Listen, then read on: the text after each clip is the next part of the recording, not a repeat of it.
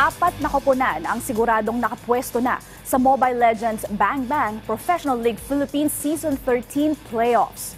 Kilalanin sila sa ulat ni Rafael Bandayrel.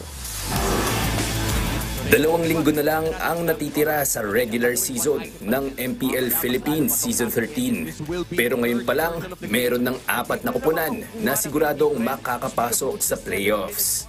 Yan ay ang defending champion AP Bren, Eco Philippines, Onyx Philippines at RSG Philippines.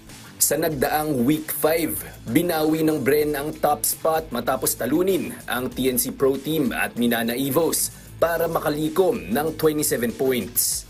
Kahit sila ang nangungunang title contender ngayong taon para kay Coach Francis Ducky Glindro, marami pa silang kailangan ayusin upang madepensahan ang kanilang korona. There are several things na tinitingnan ko na pwede namin improve on, but that's within the team. I think for the good things, well, we got the 2-0 and we're actually pasok na sa playoffs. So I think that's pretty much it. Pasok na rin ng Onyx kasunod ng kanilang 2-0 na panalo kontra Omega Esports. Meron na silang kabuuang 24 points. Sa kabila nito, para sa jungler na si King Kong Perez, hindi naman sila magpapakampante at mananatiling focused ang koponan para sa natitira nilang mga regular season games.